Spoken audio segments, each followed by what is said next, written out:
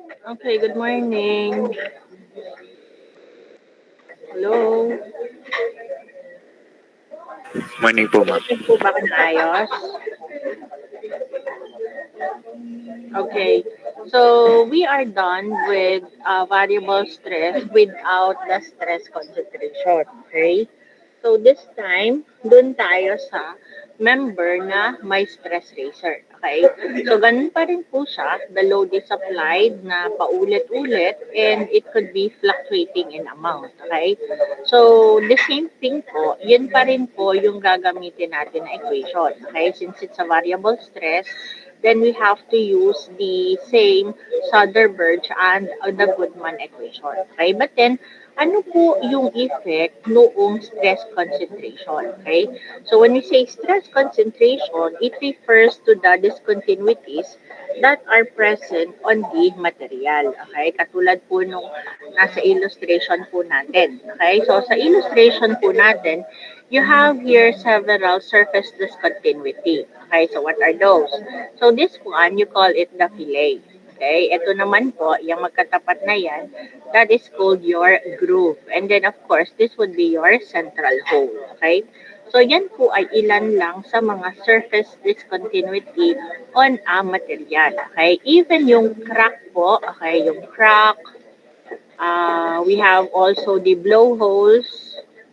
Alin po yan? Ang blowholes po, yan po yung nasa ating mga glass bottle. Okay? Yung glass bottle po, makikita nyo along the thickness para bang may na-trap na, na bula or na-trap na hangin. Okay? Yun po yung tinatawag natin as the blowholes. Okay? So, these are all surface discontinuity. Okay? So, yan po yung pinaka-common na nakikita natin. Okay? But then, of the surface discontinuity po, parang magkaiba pa rin siya ng type. Okay? Ito pong tatlong to, the hole, the groove, and the fillet, these are the ones which are required doon sa design ng material. Pero pag sinabi po natin na crack at saka blowholes, yan naman po ay nandun sa, kumbaga siya ay byproduct lang. Okay? Kumbaga, along with the formation ng iyong material, okay, do sa production ng material mo, so nakikreate po itong mga surface discontinuity na yan. Okay? Halimbawa, iminomold mo yung isang steel, okay? So, ano nangyari? Nag-produce ka ng crack. Minomold mo yung isang bottle. So, ano nangyari along the process? Nagkaroon ng blowholes. Okay? So, itong dalawang ito yung hindi natin inaasahan. Okay? Pero itong tatlong yan, talaga siya requirement lang design. Okay? Katulad nga nung minention ko, katulad yung nakikita nating butas doon sa monoblock chair natin. Nandun siya sa tapat ng puwet. Okay, so siya, ibig sabihin, siya ay palabasan ng hangin. Okay, so yun po yung requirement doon sa design. Kumbaga nilagay talaga doon kasi may purpose. Okay, halimbawa ito, nilagayan siya ng fillet. So, ibig sabihin, meron siyang purpose saan. Okay, may requirement. Kasama talaga siya sa design. Kung anong maging itsura ng iyong um, machine member, di kasama po talaga. Requirement siya. Hindi po katulad ng dalawang ito na crack at saka blowholes na sila ay hindi necessary sa design, kundi sila ay nagkataon lang na nagkaroon. Okay? Kaya magkaiba po yung dalawa. So, sa design po, ay di ari pong tatlo yung kasama natin. The hole, the groove, and the fillet. Okay? So, ganun po ulit. Yung force na ina-apply natin dyan, that varies po. Okay? So, ganun po. Kaya, variable stress analysis and then with stress concentration. Okay. Now, dito po sa ating sample, tatlo kaagad yung atin makikita na surface discontinuity. Meron pong groove, may hole, may fillet. Okay? So, tatlo kaagad yung nandun. Pero, pag tayo po ay nag-a-analyze po ng machine member na may stress racer, okay, ang tawag po, ang gagawin po natin, isa-isa lamang. Hindi po siya pwedeng sabay-sabay. Okay? So, i-analyze mo po using the only one surface discontinuity. So, kung ayan po ay tatlo, di para pong tatlong beses mo siyang gagawin. Okay? Ganun po yun. Okay? Now, so, ang tawag po dyan sa mga ganito, okay, that is stress razor. Okay? That includes the holes, the grooves, the tool marks, even the surface roughness, okay? and that of the corrosion, pitting, keyways, weld, clamp, wrench mark, yan. Okay? Cracks, yan. Lahat po yan, ang tawag sa kanya ay stress razor. But then as I have said nga po, alin lang po yung requirement natin sa design. Mainly, it would be the hole, the fillet, and yun pong atin na um, groove. Okay? Kaya yun lang i-analyze po natin dito. Okay? Ang ano lang po dito is yung hole po natin, pwede pong hindi nando sa gitna, kundi at any point po along the entire ano po ng member, entire length po ng member. Okay? So, ano po ngayon yung mababago dun sa ating equation? So, sabi ko nga, parehas lang yung equation natin na gagamitin, the Soderberg and the Goodman. So, for Soderberg, that would be valid for ductile materials and Goodman for brittle. Okay? So, matatandaan po natin, for each of this equation, there are two forms, one in terms of sigma and then the other one in terms of yung tau. Again, yung pagpili po is dependent upon the loading. Okay? Now, you look at the equation now of the Soderberg and the Goodman. So, nilagay lang po ulit dito. Okay? Ano lang po yung nabago? Kung mapapansin nyo po, meron po tayong inclusion ngayon of a factor. Okay? KF and KFS. Okay? So, ito pong factor na to, siya ngayon po yung magte-take care of the stress razor. Okay? Kaya po nilagyan yan kasi may stress razor siya. Okay? Kung wala po, so aansin po natin yan dyan. Okay? So, what is that for po? Ano po ba yung KF and KFS? You call that the fatigue strength reduction factor. Okay? And if it's KFS, that's simply fatigue strength reduction factor in shear. But then definitely the value of the two, the KF and the KFS, they are just the same. Okay? Parehas lang po yung value. And that is simply equal to Q times KT minus 1 plus 1. Okay? So, the equation for this two, ito po yun. Okay? KF or KFS, that's equal to Q times KT minus 1 plus 1. Okay? So, it's a function of your Q at saka po yung KT. Okay? Q, you call this the notch sensitivity factor. Okay, so you call this the notch sensitivity factor, and KT is the theoretical stress concentration factor. Okay, so yan po yung kanyang value. Okay, yan po yung ibig sabihin ng Q at ng KT. To get the value of KF and KFS, which is to be substituted to your Goodman or Soderberg equation. Okay? So, ano po ma'am yung Q? Ano po ma'am yung KT? Okay, let us have the first, the value of Q. So, Q can be taken from figure AF7. Okay? So, figure AF7. So, you look at figure AF7. Yan, okay? So, ari po yung figure AF7. Everyone, kuhanin nyo po yung inyo na design tables. Okay? So, this is figure AF7. This is where you'll obtain the value of Q. Okay? There are two ways on how you can obtain the value of Q. O, ano po yung dalawang paraan? Una po is by the use of this graph. Okay? So, yung Q po, okay, is yung nandito sa atin na y-axis. Ang nasa x-axis po pertains to the notch radius. Okay? It pertains to the notch radius yung R. So, halimbawa po, ang nakita mo dun is groove. So, what would be the radius of the groove? If it's a hole, ano yung radius niya? If it's a fillet, ano yung radius ni fillet? Okay? So, kaya nga sabi ko kanina, hindi po pwedeng sabay-sabay. Isa-isa lamang. Okay? So, you consider the hole only. Okay? So, you get the radius of the hole. Okay? So, halimbawa po, paano po kukunin yung value ng Q dyan? You look at the radius here. Okay? Kukunin mo po yung radius, tapos dadalhin mo po dito sa tatlo po na curves na yon. Okay? Ano po yung mga curves po na yon? Yung una po, this one, yung topmost. Ito. That is for quench and tempered steel. Okay? So, kapag ang given material po is quench and tempered, you use this. Okay? Yung pangalawa naman po, okay, this one is for annealed or normalized. Okay? Yung pangalawa. And yung pangatlo naman po is special for aluminum alloy. Okay? So mostly po, pag ang gagamitin po natin is AISI and SAE number, so dinilang po sa dalawang ari natin mamimili. Okay? Now, paano po kung hindi quench tempered at hindi din po annealed or normalized? Okay? So, saan ko po siya titingnan? Saan pong, alin pong graph ang aking gagamitin? Okay, you have this po. This is BHN less than or equal to 200. Okay? So, ibig sabihin, kahit po hindi siya annealed or normalized, if BHN is less than or equal to 200, you make use of this graph also. Okay? So, ito din po yung gagamitin natin.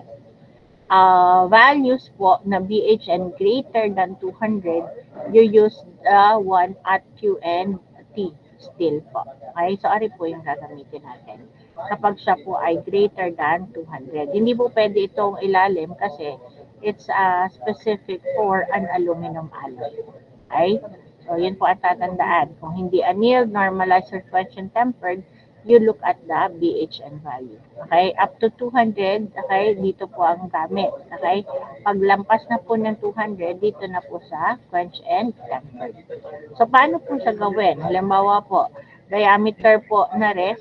Okay? So, diameter ng hole, for example, is equal to 1/8. Okay, 1/8 of an inch. Okay, so and then we have their quench and tempered or say annealed. Okay, so ano po ang gagawin? Just have the half of this kasi ang kailangan po natin dito is radius. So 1/2 of 1/8, that's 1/16. Okay, so 1/16 tapos dadalhin mo po doon sa annealed na graph tapos you have there yung point. Okay? Tapos yung point po na yon, yun po yung babasahin po natin dito. Okay? So ano po ang basa natin dyan? Ayan. So more or less andun. Okay? So halimbawa, ang binasa natin, the Q value, okay? So what is the reading? Ano ba yung Q natin? Using that method po. Approximately anong value? Anyone? 0.87 po. Okay, 0.87. Okay, so Q equal to 0.87. So, ganun mo po kukunin yung value ng Q. Okay? But then, there is another way na pagkuha din ng value ng Q. Okay?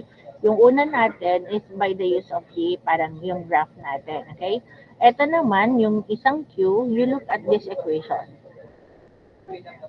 Yan, diba? You have here an equation. Q is equal to 1 over 1 plus A over R. Okay, yan. And this one will give you a more exact value of Q. Okay, so you have there 1 over 1 plus, alin po yung A? A is a constant na makikita rin natin dito sa table. Okay, dito sa figure AF7. Ari po yung mga values ng A.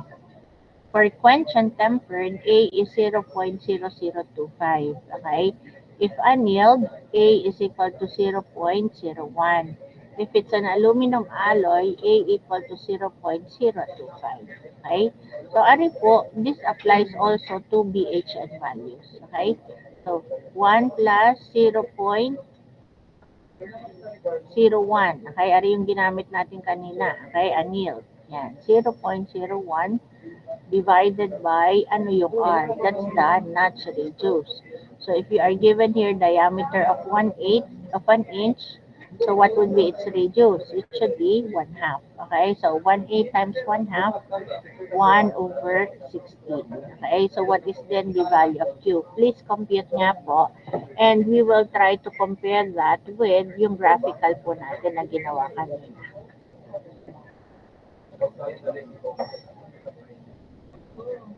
So, ano pong sagot?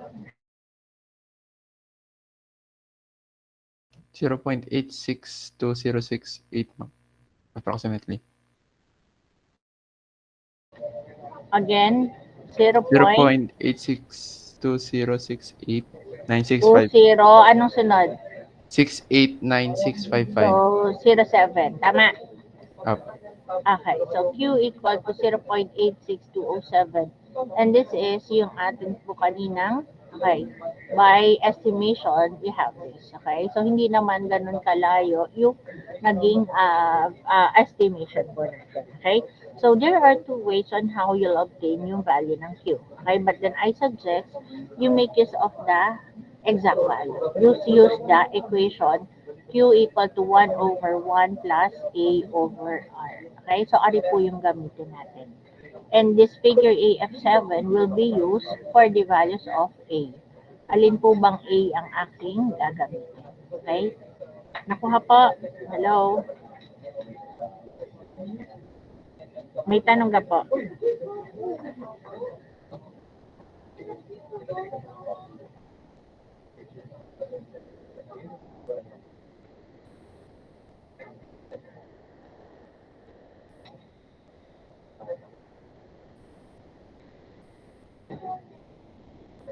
Okay, balik po ako din eh. So, yun po yung value ng Q. Again, ang focus natin dito is to solve for KF or KFS, which is equal to Q times KT minus 1 plus 1.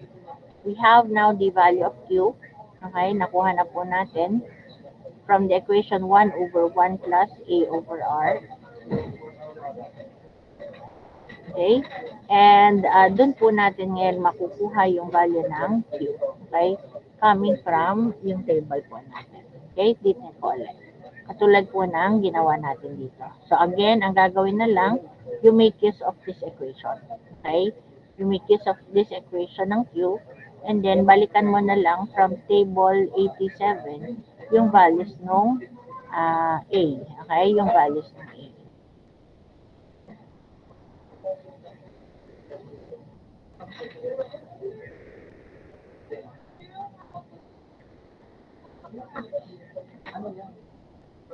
Okay, the other one naman po. Okay, aside from Q po, ang kailangan po natin for KF or KFS is equal to Q times KT minus 1 plus 1. Okay, so this is our equation na po. Okay, so yung Q po natin, na-solve na natin, nandito po tayo ngayon sa KT.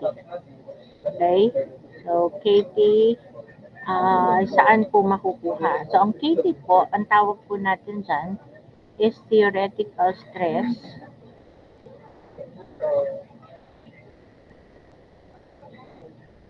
concentration factor.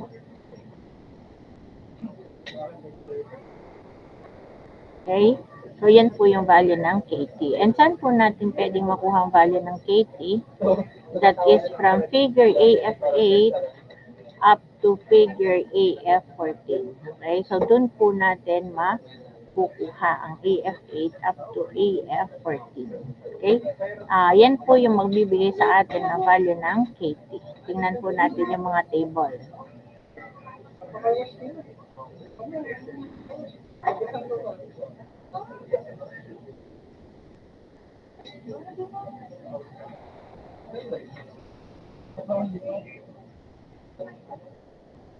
Okay, so alin po yung figure AF8 first?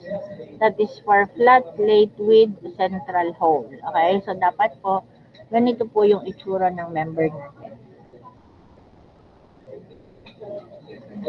So, yung hole po natin is located at the center. Okay, so you have here the flat plate. And this is the force applied. And you have the dimension of the plate. Ano yung ating dimension? You have there the height, okay? This is yung half of the base, and then this would be the thickness, okay? Yan. So, ganito po ang illustration natin nung ating flat plate with central hole. Okay? So, following are yung mga linya po na yon. Okay? Yung mga graph po na to, mga curves po na yan. And these curves po, okay, meron siyang kanya-kanya para hindi magkagulo yung natingin. Okay? So, ito pong nasa gitna, okay, ito pong solid part, ano po nakalagay? Force acts on part. Okay, alam mo po ito, hinihila niya po dito, okay, Pag sinabi po natin na solid curve, okay, so medyo mas mahirap po talaga applyan ang load po natin. Okay? Ari naman pong dalawa, that's dependent on B over H. Okay? So, i-relate nyo lang doon sa figure, alin yung B, alin yung H. Okay? So, from center up to the other side po ng um, plate po natin, yun po yung B. Okay? And then, of course, the height is H. Okay? So, again, you look at yun pong B and H. Okay? So, the dotted lines, okay, they are loaded by F1 on a pin in a margin hole in the hole margin B. Okay? So, ano ibig sabihin po niyan? Okay? So, you have there yung hole po. Okay? And yung force po natin is applied talaga doon sa nasa hole po na yon. Okay? Pero pagka po itong solid po ang ginamit natin, katulad po nito, okay? So, once used there yung solid, yan, dito po natin matitest yung kanya na strength by the applied load. Okay? Ayan.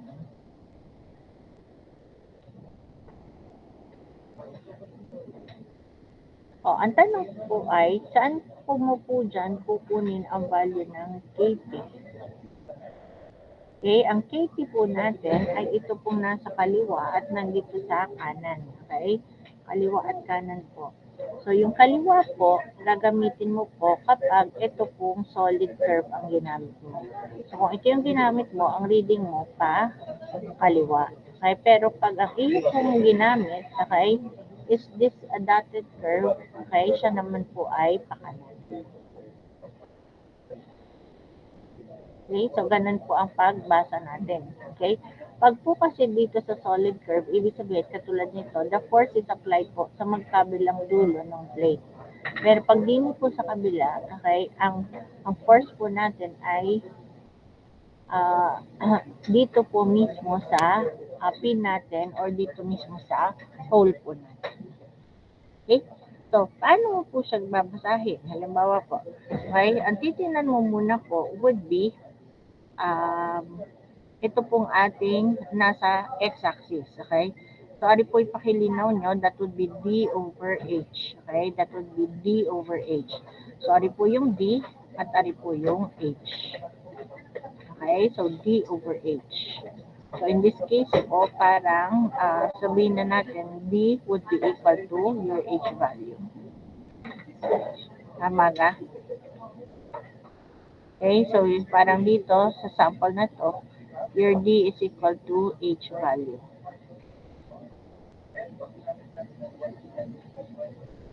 Okay, so paano kumuha ng value ng KT? Okay, so ang uunahin mo muna would be the ratio between D and H.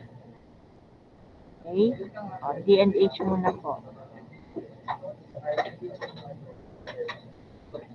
Now, so you look at the x-axis. This is D, this is H.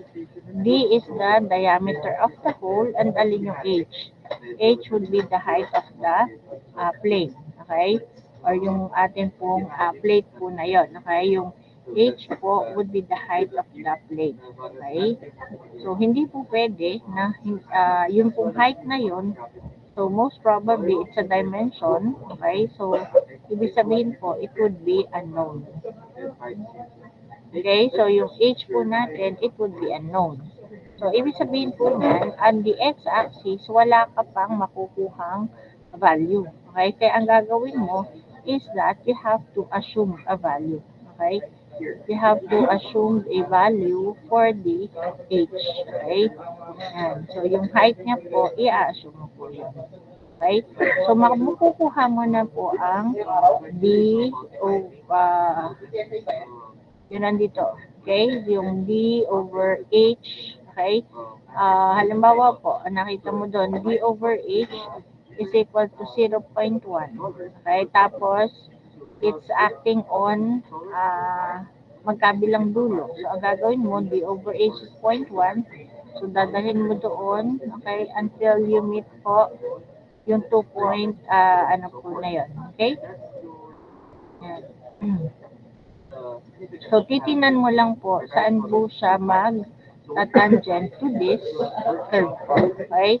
Tapos pagka po nandun, pwede mo na pong kuhanin yung reading.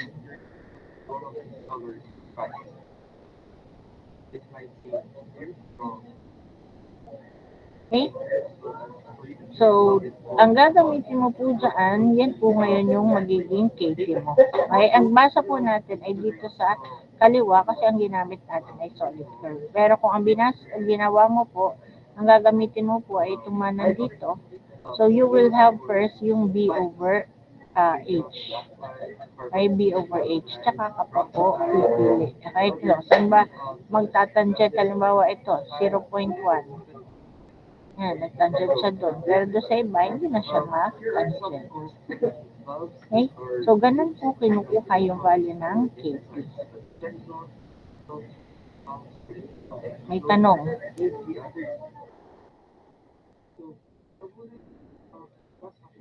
Mamaya po, babalikan ko po ulit yan. Okay? So, kasunod naman po nito is yung AF9. Okay? So, titingnan nyo lang po yung itsura. And then, ano ba yung kinoconsider niya? Okay? So, ito, you have there the fillet. Okay, so you have here yung fillet. And ano po yan? Para din sa flat plate. So titingnan nyo po yung mga title ng bawat figure. This is flat plate pa rin po. Ito lang ay may group.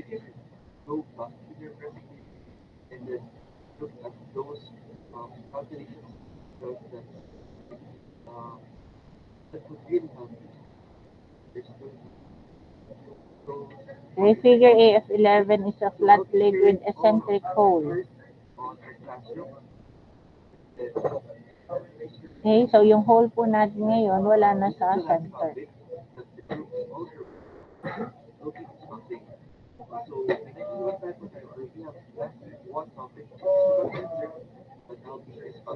So, lahat po nung nandun sa mga x-axis po natin, asahan nyo po na ang isa po dyan ay unknown. Okay? Kaya, you need to assume po for a value of this unknown. So, yun po ang i-assume nyo. So, mag-assume na po agad kayo ng value. Okay? And then, pag na-solve nyo na po, titingnan nyo ngayon yung naging assumption nyo at versus doon sa na-solve nyo po. Okay? If they have the same standard size, yan, mas madali po.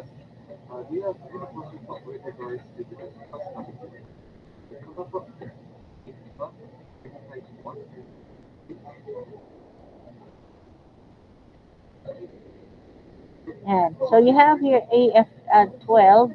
Yan naman po ang pinagkaiba niya lang is a circular cross-section. Kaya, shock po siya.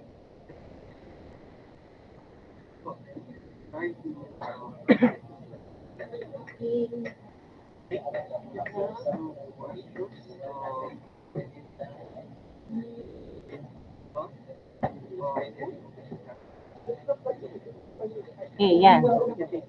So, hanggang AF14 po. Shaft with radial hole. Ari pala po, hindi ka na-discuss ring radial hole. Okay. So, ang tanong, nasan po yung radial hole po dito? Okay. Ang radial hole po niya, nandito po sa itaas. Okay. So, nandito po yung hole niya. So, ari pong dash line po na to. Okay. That refers to the projection of how big is our ano po dito, yung hole po natin dito. Okay? So, nandito po yung hole niya. With diameter small letter d. And yung big letter D po pertains to the diameter of the shaft. Okay? So, dyan po natin kukunin ang value ng KT. So, ano po ang dapat natin tandaan pagkuha ng KT?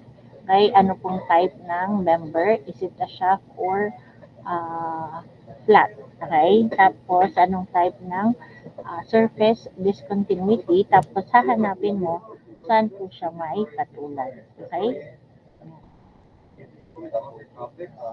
So, doon mo po makukuha yung value ng KT. Okay? Yan. And then, from that po, okay, yung iyo pong KF, masasolve mo na po using the equation Q times KT minus 1 plus 1. Okay? So, din mo po isa-substitute yung Q nyo po na nakuha. Okay? Yan. So, ano po ang pagbabago aside from the inclusion of KF and KFS doon po sa ano natin, okay, doon sa ating magiging sagot, okay. So here po,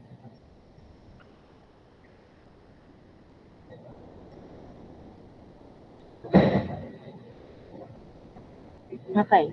So, base po doon sa equation natin, medyo mababago lang po is the equation of your sigma M and sigma A. Okay? Sigma M is simply maximum plus minimum over 2. Okay?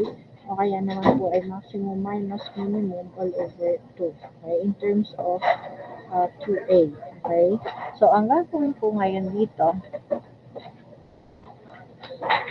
yung pong equation ng sigma max at sigma minimum, yun po ang nababago. Halimbawa po, sa tension, okay? Di po ba ang equation natin, sigma is simply equal to force over area, okay? So, kung rectangular po yan, F over pi, base times the height, okay? So, sabi ko rectangular. So, it would be B times the H value.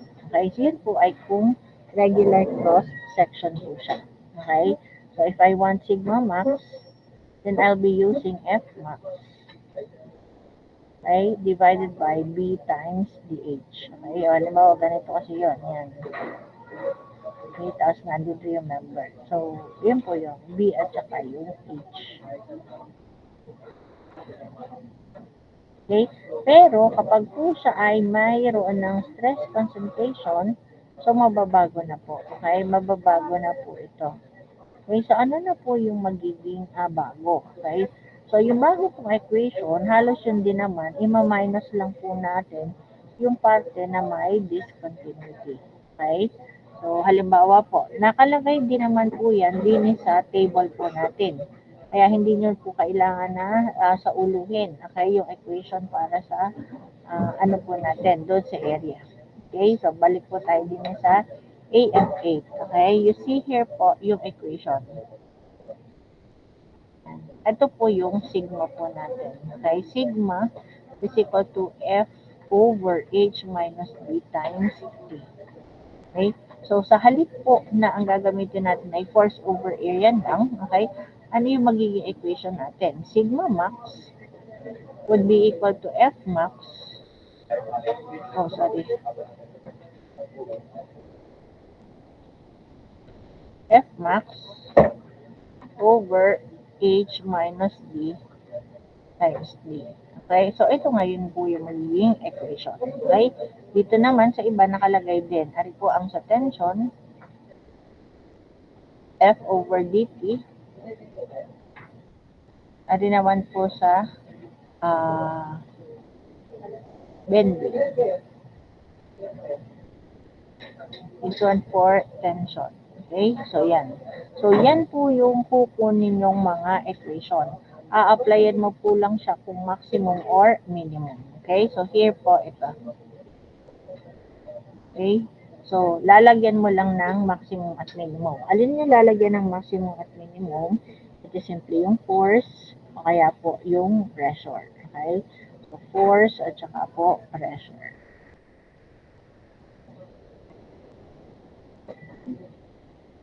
So, yun po yung idadagdag po natin. Balik lang po ulit. Yan.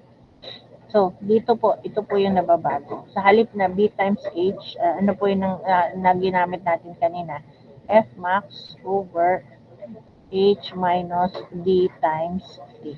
Ay, parang ito yung naging equation niya. So, i-minus po yung parte na may discontinuity. Okay? So, ganun po yung gagawin.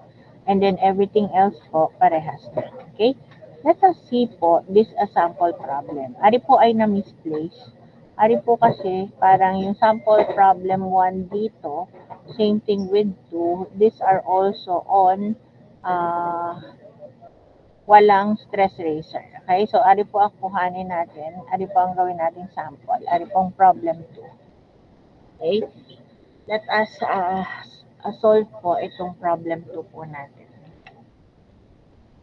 Yan. So, you have here a connecting link as shown.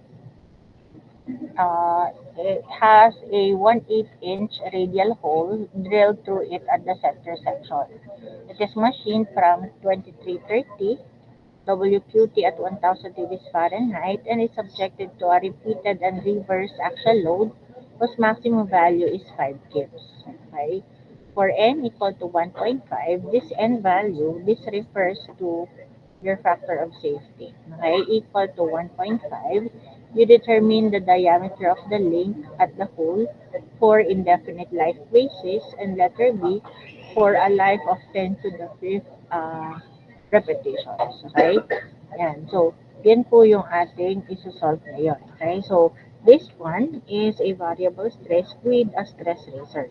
So, you see there a hole at the center. Okay? So, yun po yung ating na gagamitin dito. Okay? So, kuha lang po ako ng ibang document. Tatayin po yung ating gagamitin pag susolve po.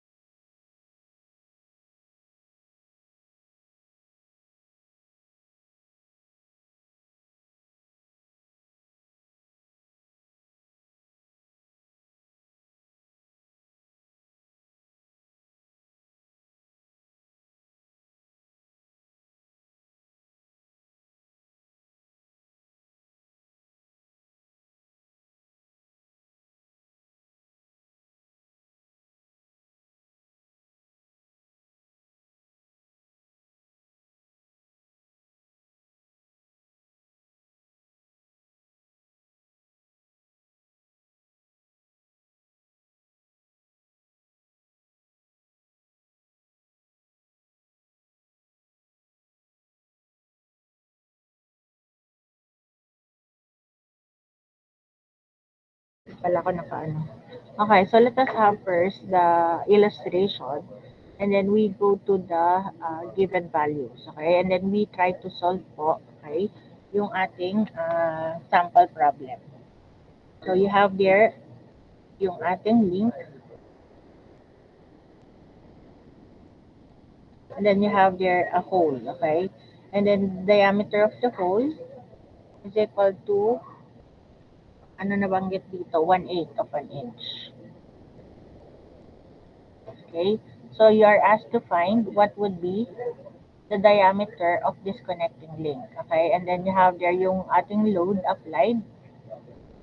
Okay, an actual load applied. Okay, so ang hahanapin po natin would be ano ba yung diameter nitong ating connecting link. Okay, so what are then the given values?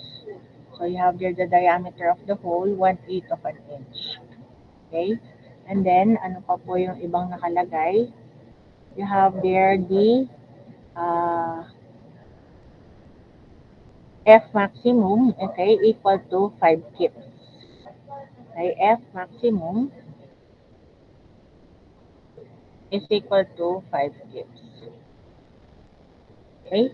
Oh, after the given, ano po ang kasunod nating ilalagay? You follow again our procedure in designing, okay? The essence of design. So you go with material specification.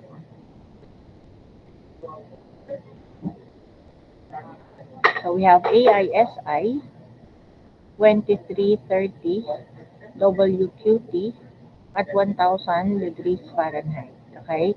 Kindly obtain po value of sigma U and sigma Y. Okay? Pakihanap mo na po.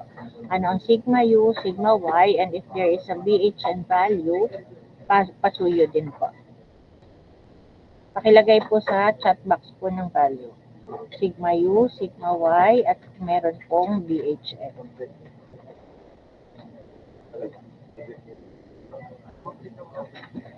Paki-chat po dito sa ano po natin para po mailagay po natin.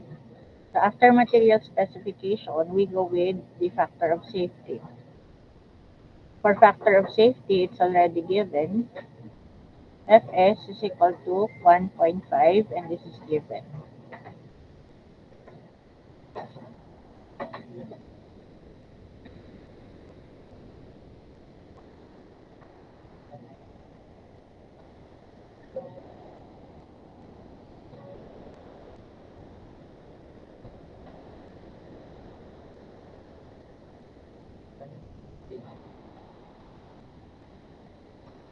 Ano pa ang sagot? Suyo po ako. Sigma U, sigma Y, and then the BHN. Sino po nakakita na?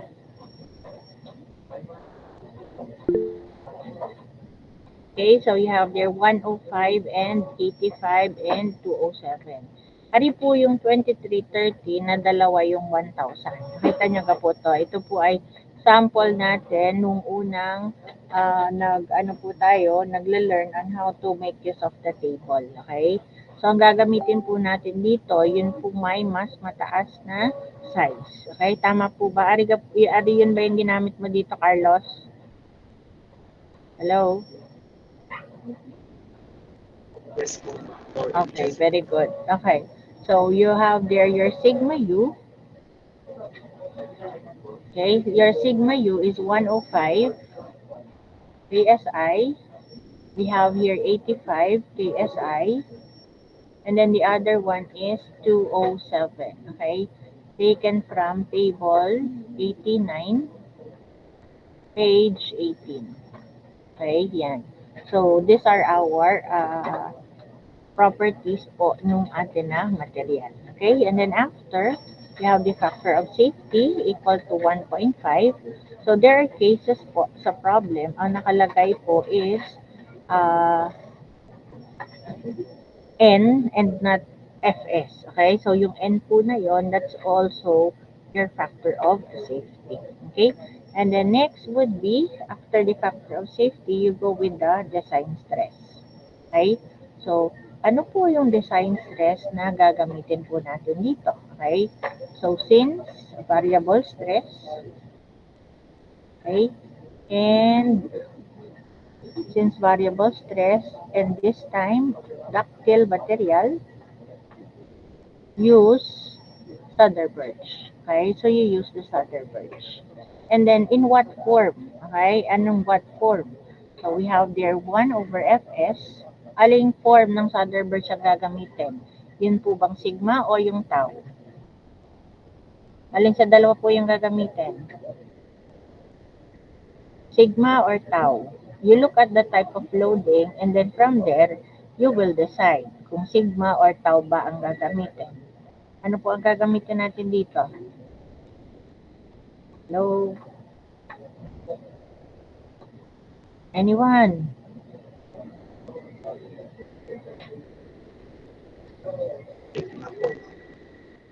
Sigma po or tau? Ano po ang type ng loading? Basahin niyo po doon sa problem. Ano po yung type ng loading niya? And then from the type of loading, doon mo po mag-decide kung siya ba ay sigma o kaya ay tau. Kailan po yung sigma? If it is tension, compression, bending, thin wall. Yan. Kailan naman po siya tau? Kapag po ay siya ay shear at saka po torsion. O ano po yan? Diyan sa given problem. Ano po ang type ng loading niyan? Eh, pasuyo po, emit po kayo.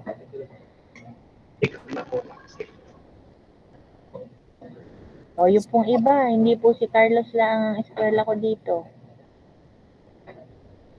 Sigma po. Okay, so you will be using here yung sigma. Okay? Kasi this is an actual load, specifically tension po ito. Okay?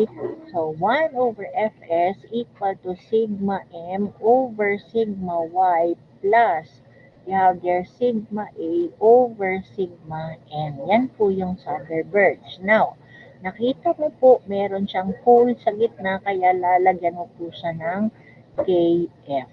Okay? Kaya lalagyan mo siya nung KF. Okay? So, yan po ngayon ang mag-take care of the stress eraser. Tapos, iisa-isahin mo po ito. Okay? Meron ka ng value ng Fs, meron ka ng value ng sigma y. Okay? So, ito po mga nandito, yan po yung gagawin mo ngayon. Yan yung gagamitin mo ngayon. Okay? So, you have first yung sigma n. Okay? So, solve for sigma n.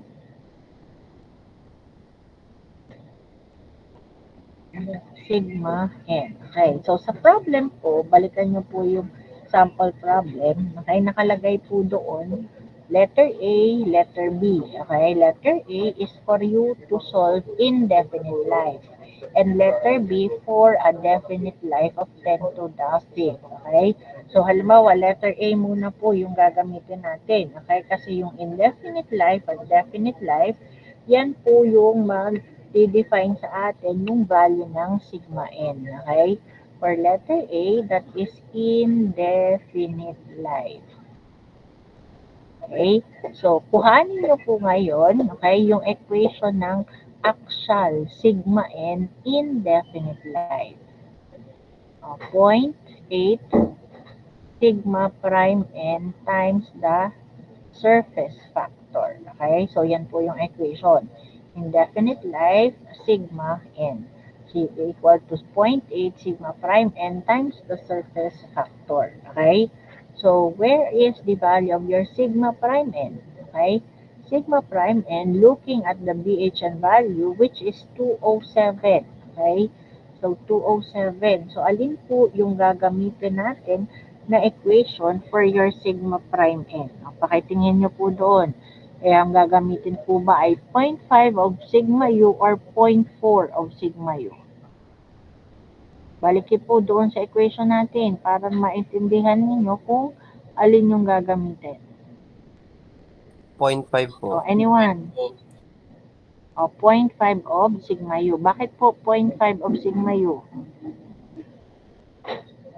Kasi it Kasi po is ang value- less than 400 po. Yes po. Okay, tama. Kasi po siya ay less than 400 na BHN. Kaya ang gagamitin po dito would be 0.5 of sigma u. Okay? So this is 0.5 and sigma u is 105 KSI. So this will give us 52.5 KSI for your sigma prime n. Okay? And then what about the surface factor? Okay? Ano naman po yung sa surface factor? Saan pong figure natin makukuha yung surface factor po natin?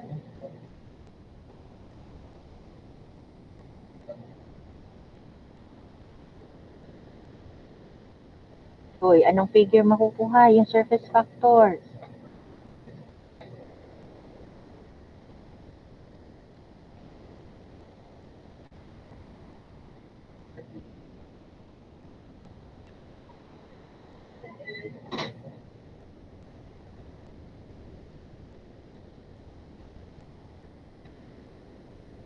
Uy, nasa na mga tao dito eh?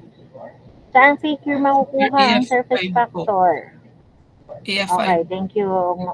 Okay, thank you, Murphy. Okay, so it can be taken from figure AF5. Okay, so pagtingin mo sa AF5, ano yung dapat i-consider mo? The type of surface and yung value ng sigma u. Okay, So, ano po yung type ng surface niya? Okay, nakalagay po doon sa problem, machine. Okay? So, for a machine surface, yan, hindi po ari assumption, nakalagay po talaga doon sa problem. For a machined surface, what would be the surface factor po using your figure AF5. So, ang titingnan mo po doon ay yung 105 KSI, okay, 105 KSI, at saka po yung machine. Okay, o pakihanap nyo po sa figure AF5. 105 KSI, okay, 105, tapos po machine. Ano po ang approximate value? So, ang 105 po nasa gitna. Okay, tapos you have there yung machine. So, most probably, what is the value? So, approximately, hello? Approximately Anong 85. value? 0.85. Okay, thank you, Jerome. Okay, so approximately, surface factor equal to 0.85. Okay, taken from figure AF5. Page ano po, are? Page 22 po. Page 22. Okay? And so you have there the surface factor in the sigma prime n. Thus, you can now compute for sigma n.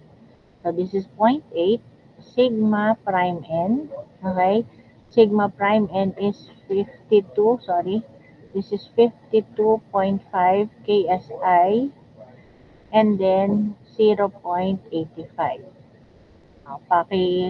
Kuha po ng calculator at kuhanin po ang value ng sigma n.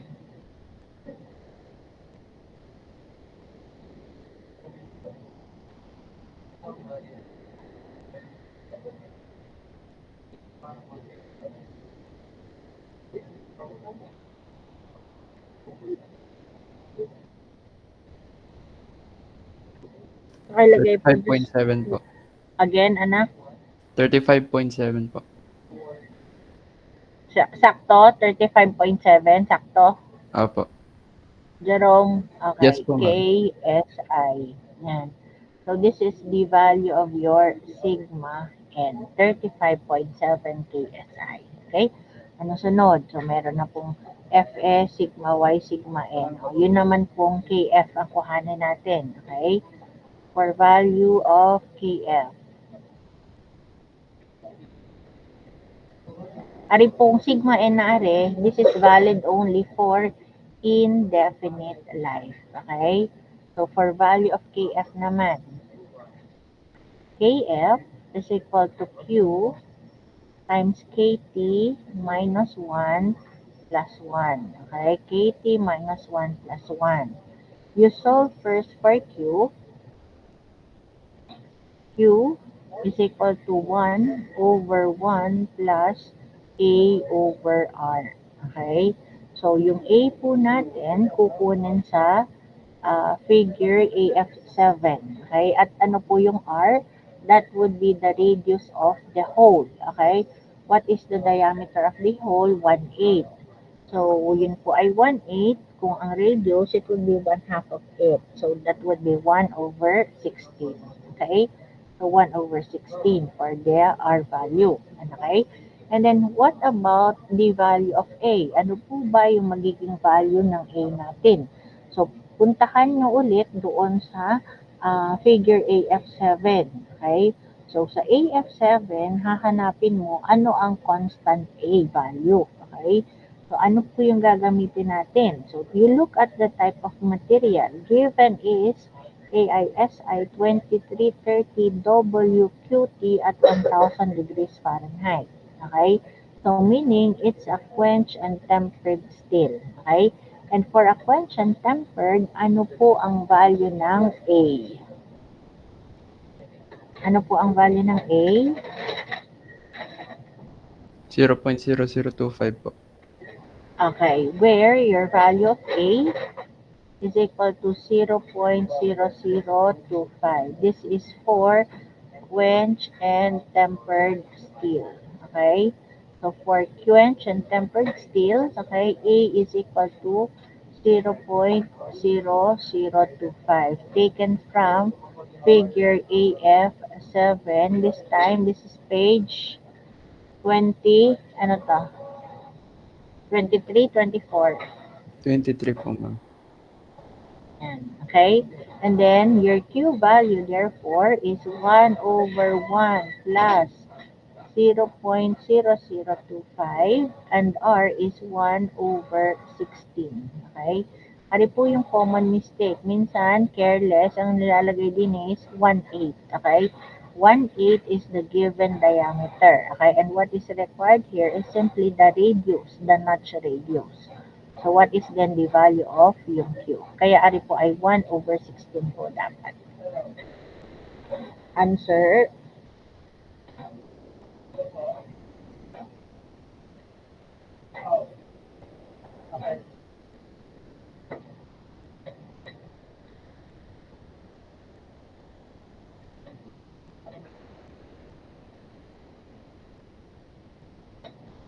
Five decimals po, ma'am. okay, sige. 0.96154. 0.96154. Okay, pwede naman po kahit ilagay nyo yung total na value. Okay, pwede naman po yan. Kasi sabi ko nga, when you compute po, ay dire-diretso po natin gagamitin. Okay? So, this is the value of Q. Yan. Ang sunod po, kailangan po natin yung value ng KT. Okay? KT is taken from the theoretical stress concentration factor. Okay? So, ngayon po, palit lang po ako ulit ng akin munang presentation. Ipapalit ko po doon sa table. Kuhanin nyo po yung table po ninyo.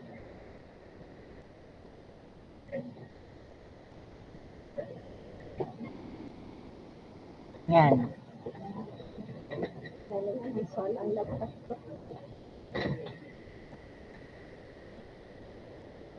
Okay, yung KT po natin, that would be taken from figure AF8 up to AF14. Okay, AF8 up to AF14. Okay, so tingnan nyo po ngayon dito, saan po applicable, okay, alin po yung pwede dyan sa atin pong sample problem. Okay, so ang nandyan po is what? Siya po ay shaft with a central hole. Okay, kasi shaft po siya, circular yung cross-section, okay, yung nung link po, tapos meron siyang hole doon sa gitna. So, hanapin nyo po ngayon from figure AF8 up to figure AF14, alin po yung applicable para doon. Kasi yan po yung, dyan mo po madidecide kung saan ka kukuha ng value ng KT.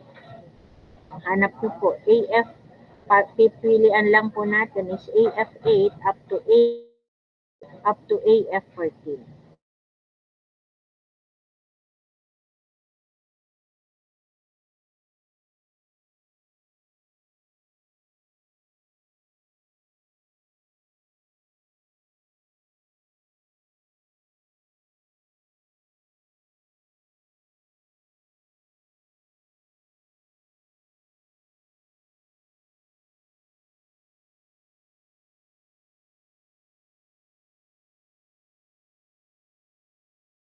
Okay, so for figure AF8, this is flat plate with central hole. Okay?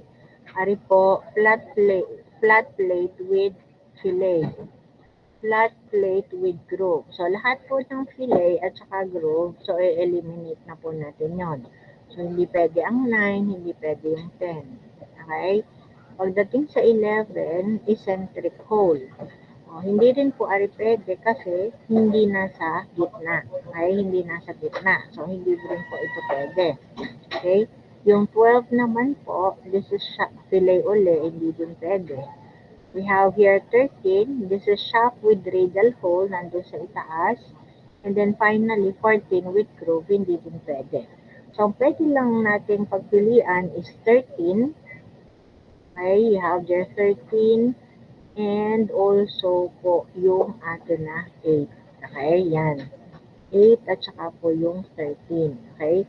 So, ang iba, ang unang pinipili is itong AF13 kasi shaft with a radial hole nandun sa itaas. Okay? Pero, ang ating pong location ng hole nandito. Hindi po yan pwede na iikutin at para malagay dito sa gitna. Okay? So, it's a different story po. Hindi po yan pwede. Okay? Kaya, alin po yung possible natin gamitin doon? Ito pong AF8. Okay? So, AF8 po, lamang this is a flat plate. Okay? So, ang gagawin nyo po is to convert po this flat plate into a shaft. Okay? So, magiging ano po siya ngayon? It will become a shaft with a central hole. Okay? Shaft with a central hole. So, ano po yung itsura niya ngayon? So, kung ito po yung shaft natin, nadini po yun. So, ang counterpart po niya, ari po ay diameter pa din. Ari yung D pa din. Okay? Yung height ngayon na yun, okay, it will become yung D. The diameter of your shaft. Okay? So, yung H mo po would be equal to yung D. Nakuha po. Okay. Diameter ng shaft. Okay? So, ano po yung mangyayari din ngayon sa nasa x-axis po natin? Di po ba ay D over H? Okay? D over H. So, sa halip po na D over H, kung ginawa mo po siya na shaft, magiging D over D po yan. Okay? D over D.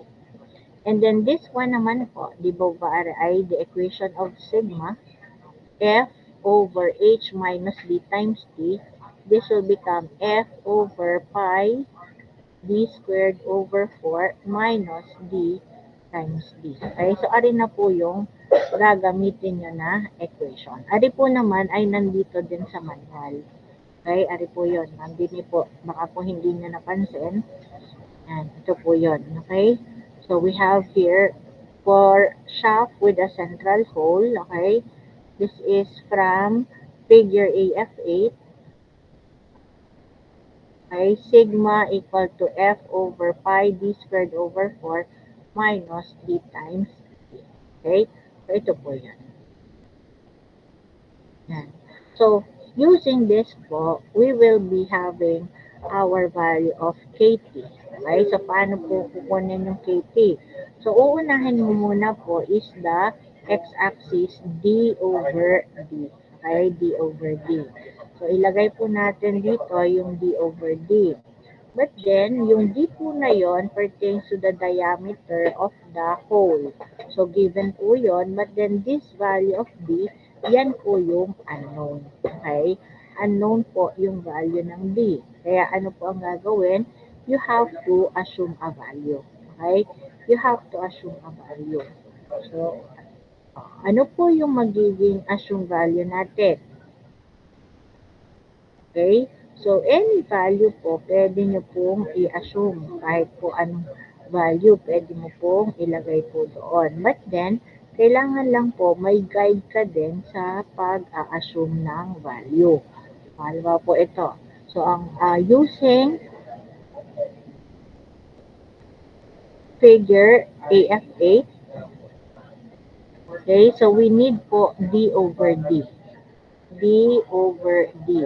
Okay? So, we need D over D. Ano po yung magiging value niya? Okay? So, mag-a-assume po tayo, ano po yung value ng D natin? Yung D po natin is the diameter of the hole equal to 1/8 of an inch.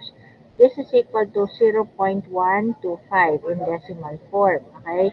This is equivalent to 0.185. So, with this value of D, mag-assume ka ngayon ng bagong value ng diameter. Okay? So, ano po yung i-assume natin? So, halimbawa po, assume D equal to 1.25 of an inch. Okay? So, yun po ang inassume natin, 1.25. Ang tanong, bakit po yung D na 1.25? Bakit po hindi 1 na lamang? Okay? Or any value, bakit po 1.25? Just because, if you obtain D over D, okay, ano po ang magiging sagot natin? 0.125 divided by 1.25, this will give us an exact 0.1, okay? 0.1. And looking at, balik po uli ako din sana ha.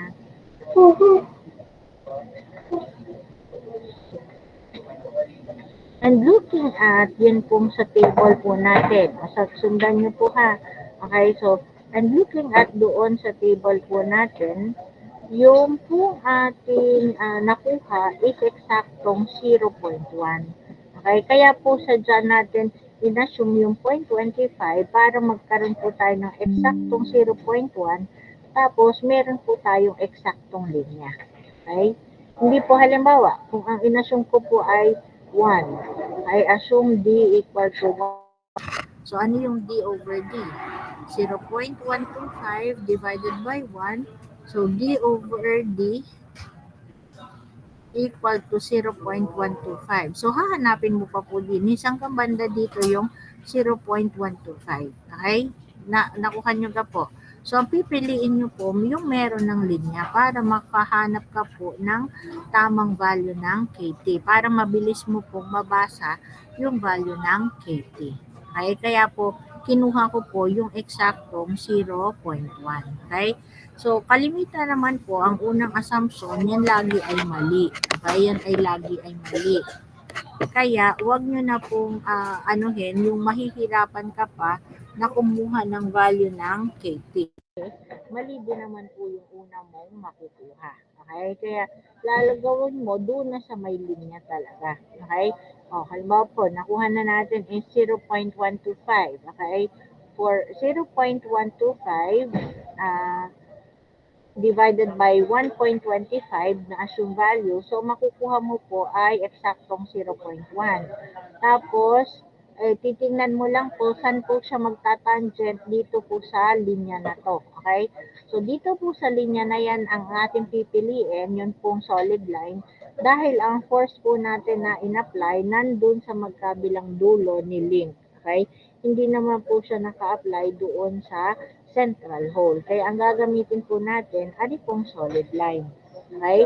So, 0.1 po, tapos po nag-tangent po siya dito. So, ano po yung reading ngayon ng KT? Eksakto po na 2.7. Pag solid line po, dini ang basa. Pag dini po sa dotted curve, dini po tayo sa kabila. Okay? Kaya dini po, ang nakuha natin na KT, saktong 2.7. Okay? So, madali mong nabasa yung value ng KT. Kasi nga, ang assumed value mo, magre-result to an exact 0.1. Okay? Yan. So, ituloy ko po din sa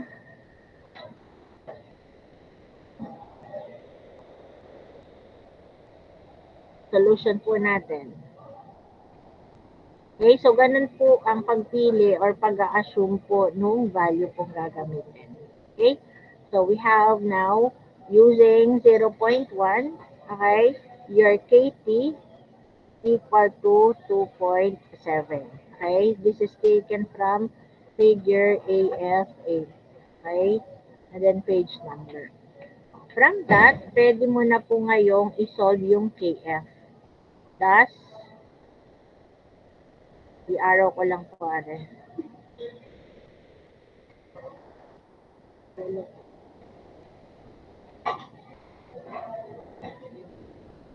KF is equal to Q 0.96154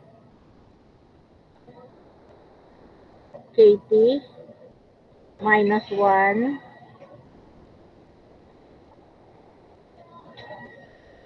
plus 1.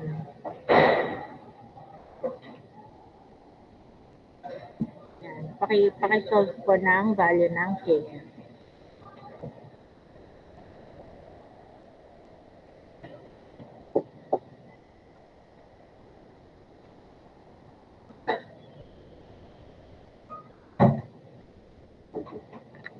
Answer 2.63462 po. 2.63 462 po. 462. Okay, this is your value of KF. Okay, so yan po yung value ng KF. After po ng KF, you go with the other naman po. So, meron na po dito. Ang nawawala na lang po is sigma M and sigma A. Okay? Sigma M and sigma A. So, ang M and A naman po refers to the type of stress. Okay? Ano po yung sinabi dun sa problem?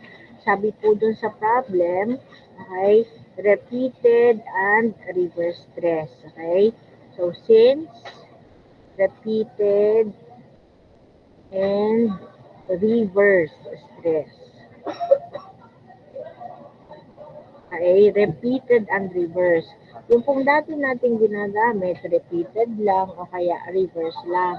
Ito ngayon po, pinagsama. Repeated and reverse, then reverse will prevail. Okay, pag pinagsama po yung dalawa, reverse will prevail. Okay, so yun po ang tatandaan. So if reverse will prevail, ano po yung property ng reverse? Sigma M is equal to 0 and sigma A is equal to sigma maximum. Okay? So yan po yung kapag reverse stress. Okay? And what would be the value of your sigma maximum? So kukunin mo ulit doon sa equation, doon sa figure AF8 yung equation ng sigma. Okay? Di ba ang equation natin doon, yung atin pong inano kanina, dinagdag kapag shaft na po siya, F over pi d squared over 4 minus d times d. Okay? So, F max ngayon yung gagamitin. And F max is already given. Okay? Equal to 5 kips. Okay? So, substituting, this is 5 kips over pi d squared over 4 minus 0.125 times d. Okay?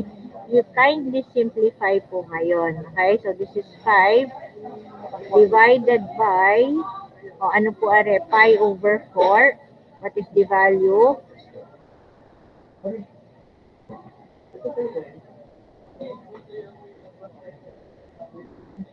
Minus 0.125D. Ano po ang anong sagot din? Pi over 4. Decimal na lang to.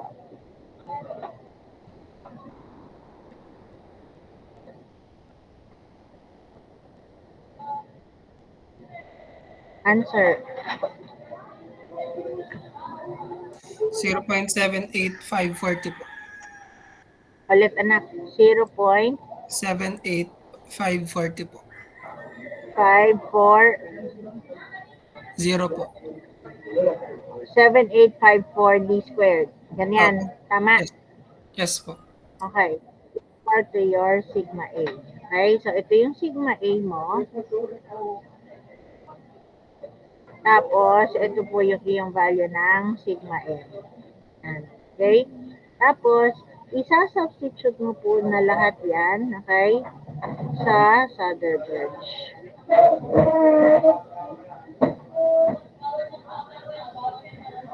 One over Fs. Ano yung Fs natin? 1.5. Equal to sigma M is 0 over sigma Y. Ano yung sigma Y? 85. Plus KF 2.63462. You have their sigma A 5 over 0.7854 D squared minus 0.125D. Okay? Divided by sigma N. Ano yung sigma N natin kanina? Kuha ulit yung value, 35.7. 35.7. Okay, tapos, you try to simplify. 0 over a number, this is 0. So, magiging ano na lang yan, 1 over 1.5 equal to, you have there 2 times 2.63462 times 5 divided by, you have there 35.7 quantity 0.7854 d squared minus 0.125d. So, ano po yung magiging sagot natin for the diameter? Okay? D squared po are d, it will result to a quadratic equation po. Okay? So, you use the quadratic formula to obtain the value of the diameter. So, hanapin mo po ngayon ano yung answer natin for the diameter. Please compute po. Ari po ay magre-result sa quadratic equation. Okay? And then, kasi b squared po to. B squared minus d, tapos yun pong constant. And then, you use the quadratic formula to solve for the diameter. What is the answer? Please compute po.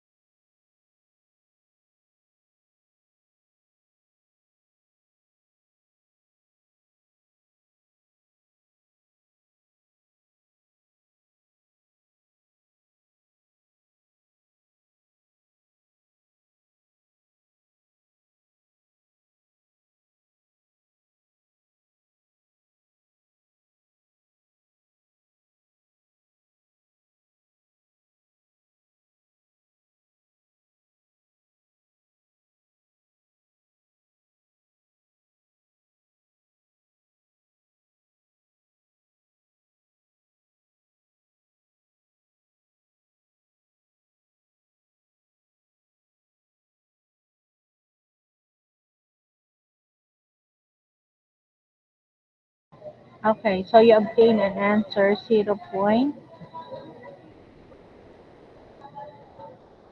Nakita sa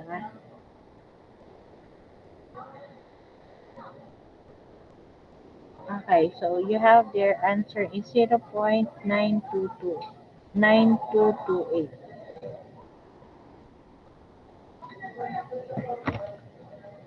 0.9228 inches. Okay, say this is 1 inch. Okay, and you look at our answer. Okay, so ang nakuha po natin sagot is just 1 inch. Okay, and babalikan mo po ngayon dyan yung inassume mo po na value. This is 1.25. Okay, so this is 1 and 1/4 inch in the standard size. So magkaiba. Okay, so ibig sabihin mali yung iyong first assumption. Okay, mali din itong sagot mo. Okay? So, ano po ang gagawin mo? Okay? Ang sunod mo pong i-assume would be, ito pong iyong naging sagot. Okay? Kailan mo po sasabihin na okay na yung iyong sagot? Tama na yung iyong sagot kapag ang assumed value mo po, okay, at saka po yung iyong final value, they have the same standard size. Okay? So, kung same standard size na po siya, what is the time that you would say that is your final answer po? Yung standard size po na iyon. Nakuha po ba? Naintindihan? Hello? Hello?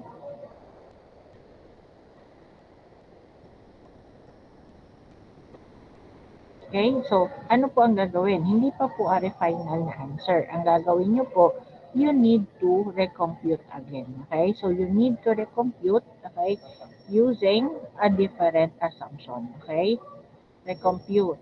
Okay, assume, say, ang gawin nyo po, kung ano po yung naging final answer nyo po, okay, yung ano po yung naging sagot nyo, yun po yung gawin yung sunod na assumption. Say, assume D equal to 1 inch. Okay, so assume D equal to 1 inch, tsaka mo po idiretso ulit. Okay, so saan ka po magbabago? Pag nag-assume ka po ng bagong value ng D, magkakaroon ka po ng bagong KT, magkakaroon ka po ng bagong KF. Okay? At pag nabago mo na po yung KF, isa-substitute mo po ulit doon sa Thunderbird. Okay? At tingnan mo po ngayon kung parehas na yung magiging assumption mo at yung magiging bagong sagot mo. Pag parehas na po sila in terms of the uh, standard size, then yun na po yung final answer niyo po. Okay? Naintindihan ka po, nakuha po yung procedure po. Parang it's almost time na po pala. Ganun nga pala tayo ngayon. Okay? So, ganun po ang gagawin kapag siya ay variable stress analysis. Okay? May idinagdag lang po tayo na factor at yun po yung factor na KF. Okay? KF po. Okay? Now, pag ang ano lang po is, paano po ma'am kapag hindi po ito lang yung ang kanyang stress ratio. Katulad nito, ito lang po ay whole. Paano po kung dini po, siya po ay meron pa dining groove. Oh. So, iba po yung computation mo dito sa groove. Okay? Kumbaga, ito yung isang set pa lamang. Ari, kinuha natin, this is, considering the whole only. So, ang answer natin, considering the whole, edi ito pong final answer natin dito. Pero kung meron siyang groove dito, so may another set of solution ka pa, considering the groove. Okay? O kaya naman, may fillet pa yan. So, may another set ka pa ulit ng solution considering the fillet. Okay? So, pagdami po ng stress ratio, pagdami ng answer mo. So, kung ilan yung naging stress ratio mo, may tig-iisa kang sagot doon. Tapos, ang final answer mo, pipili ka doon sa mga sagot mo na yon ng isa lamang. At again, yun yung pinakamalaking value po. Naintindihan? Okay? So, ganun po yung gagawin po natin. Now, for this particular sample po, ituloy nyo po ito. Okay? Itutuloy nyo po yan. And at the same time, you work on letter B. Okay? Letter B naman po, using a definite life. Okay? So, sa definite life naman po, mapapalitan po itong value mo ng sigma n. Okay? So, ito po yung mababago, yung sigma n mo po. Okay? Question? Wala na? Wala na po. Okay. Sige po, I'll stop the presentation now. Okay, and then next week po is already a schedule of our midterm exam. Okay, I think it's Wednesday po yung schedule po natin. So kindly check na lang din po. Okay, for the time po na nakaalat sa atin, kung ano pong specific time. Okay, so attendance na po tayo. Pasuyo po.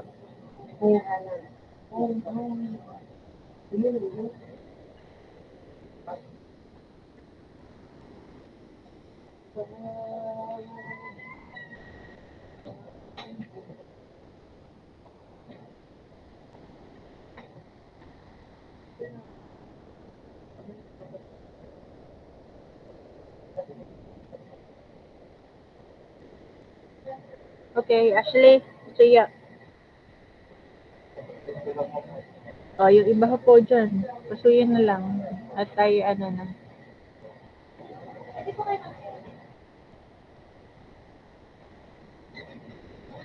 Carlos, James, Mariela, Jerome.